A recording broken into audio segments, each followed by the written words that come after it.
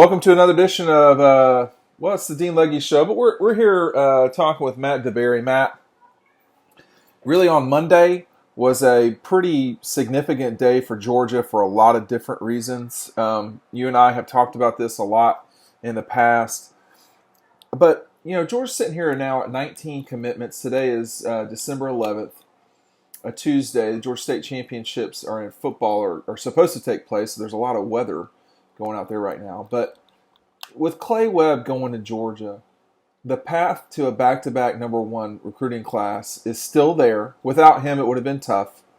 But now it looks like things are lining up to where Georgia can possibly pull that off. So what was it like in the gym, and what does it mean for Georgia moving forward? Well, this was absolutely a big deal for Georgia. This is a guy that they had targeted really hard for years now. Clay Webb told me that, Georgia made him a priority since his sophomore year, and he's a guy that I've seen a lot. Dylan was able to see him back in March, and yeah, he's a five-star for a reason. So this was another huge pull for Kirby Smart and Sam Pittman, big addition to this 2019 class for a number of reasons. But like you said, if they close on their guys, the guys they want, they could absolutely end up with the number one class.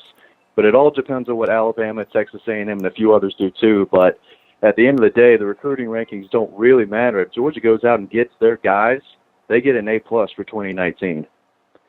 Yeah, I think that's a good point for sure. Let me kind of run down here real quick who is still out there, and we can take them as they go. I'm just going to name the list, and then you and I can sort of talk about each guy. Nick Cross, the kid from Maryland, we don't know when he's going to commit.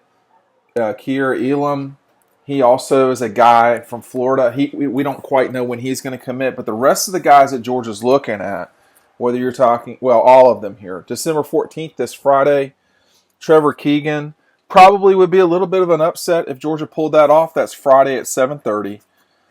And then they got to wait just a little bit. It's amazing because, signing day is right around the corner. It doesn't feel like it because it's December, but it is indeed. It's creeping up on us. Yeah, it's right around the corner. So at 11 o'clock, Noah Kane goes. I think Georgia's probably not going to get that one. Noon, Evan Neal, he will go. I would say almost certainly Georgia is well behind there. Now, I'll keep going through them before you start sort of chiming in, but right. Trey Sanders is a guy that they could pull off. We'll just see. That's at 1:15 on signing day.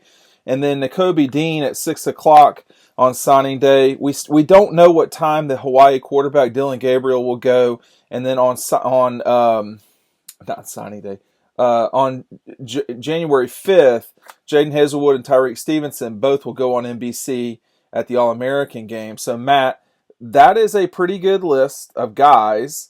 Who of the guys that I've talked about do you think Georgia fans should feel least confident about, and who do you think they should feel most confident about? Right now, I say the least confident would probably be Evan Neal. I do think that would still be a little surprise. I'm going to try to talk to some sources down in Florida tomorrow, but Florida State, Miami, Alabama, there's still a few teams in the mix there. Nick Cross, the guy you talked about first, I think he was a guy who, if anyone was, maybe not looking at Georgia because of Mel Tucker, it might be a guy like Nick Cross. Mel Tucker was doing a great job there getting Georgia back into the mix. Obviously, a Florida State commit that Georgia was trying to flip. We'll see what happens there, but I know Mel Tucker was big in that recruitment. But like you said, Trey Sanders, one of the top players in the country, took an official visit to Georgia. He was in Athens for the spring game. Big-time Georgia commit, and had Georgia towards the top of his list before John Emery jumped on board. So it's not like he's coming on out of nowhere. Georgia's been recruiting him for a long time, and I could definitely see it. We'll see how things go. He's got an official to Florida this weekend, but, it wouldn't surprise me at all if Kirby, came back and got him to sign with Georgia. That would be a big, big deal.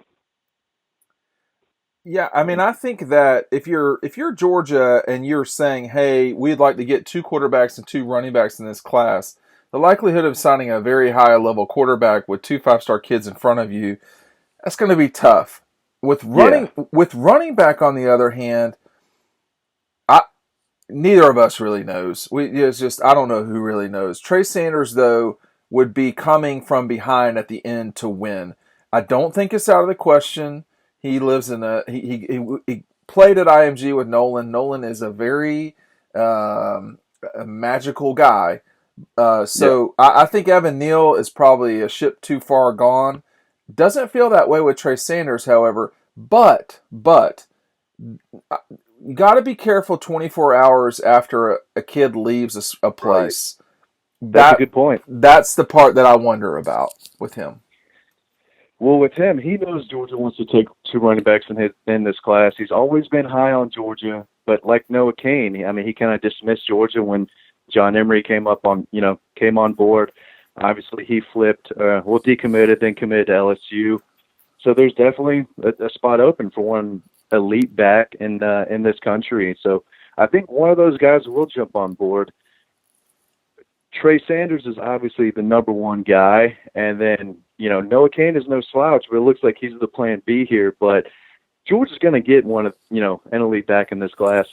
DJ Williams is another guy from Florida, probably their plan C, but I mean he's pretty good too. I mean Georgia's going to get themselves a really good back in this class. It's just going to come down to Trey Sanders, Noah Cain, or DJ Williams. But all three are good. Trey Sanders is the best coming off an official visit. We'll see how it goes. The interesting thing too, and I talked about this guy a lot last year, and we didn't get to see him at all this year.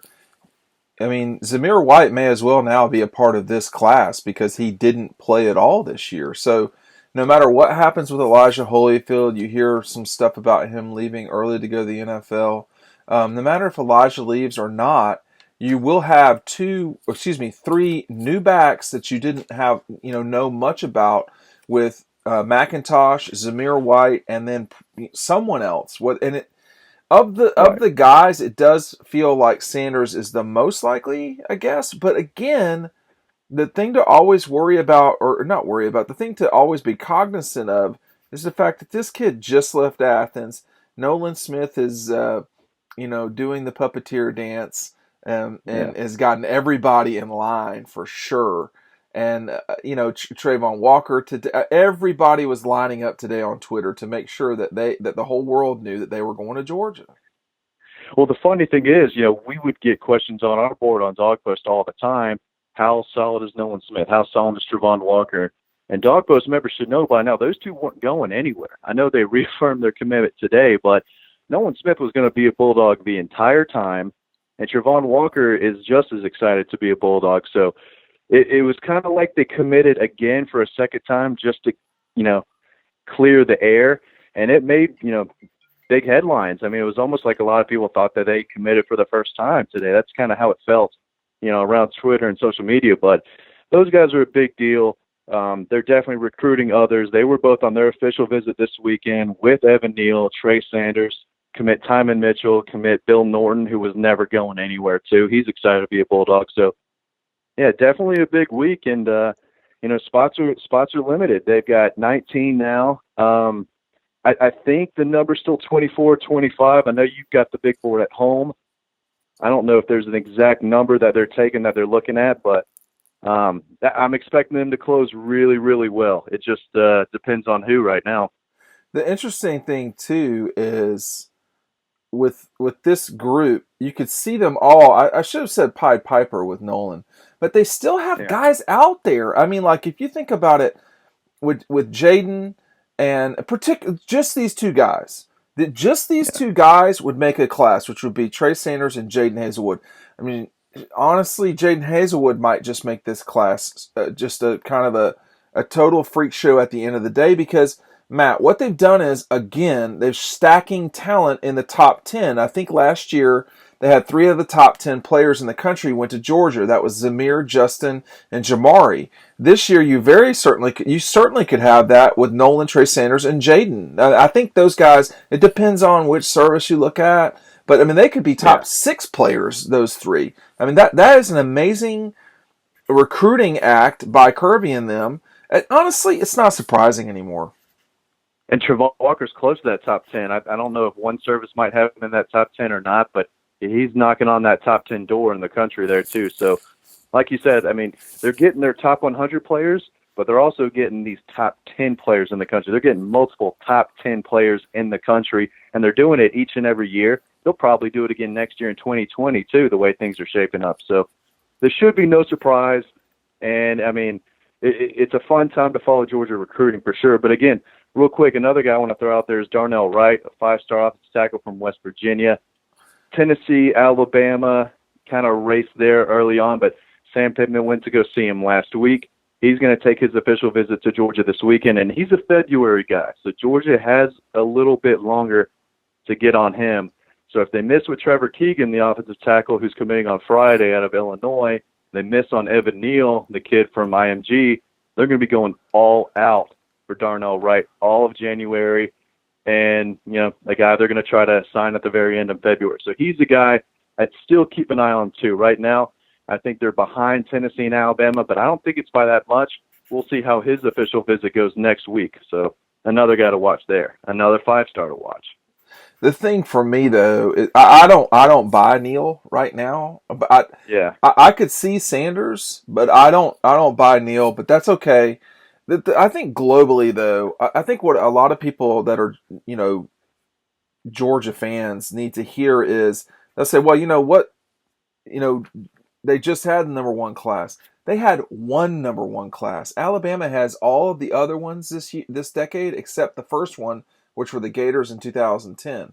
So It does matter how many of these number one classes you stack up in a row. And they set this from the beginning. They started this in 2016.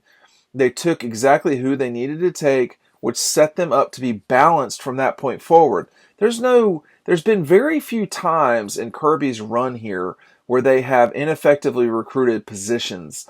There were moments where they needed to get a bunch of DBs. They got them, set up the lineup. There were moments when they had to get a bunch of offensive linemen, set the lineup. And what I mean by set the lineup is it's a lot easier to recruit one high-level player, Zamir or, you know, Justin or whoever, whether they're, you know, national prospects like Isaiah Wilson or if they're local guys like Justin Fields. It's a lot easier to focus all your entire energy on one kid in a particular setting, a position setting, than, you know, three. Like if you need 3 or 2 tight ends, that's a tougher pull. They did that at the beginning, and it helped them.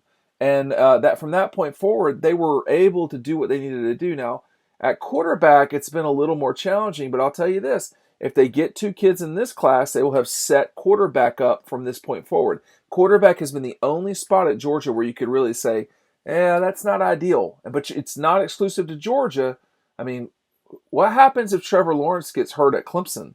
You know what I mean? So they're in big trouble. They're in big trouble. So yeah. So Georgia is not necessarily in that situation, but they could be if they don't watch it. And I think that is my global point with these guys, with Kirby and them. Mark Richt and company were not truly elite recruiters. They were very good recruiters. These guys are elite. They're proving it.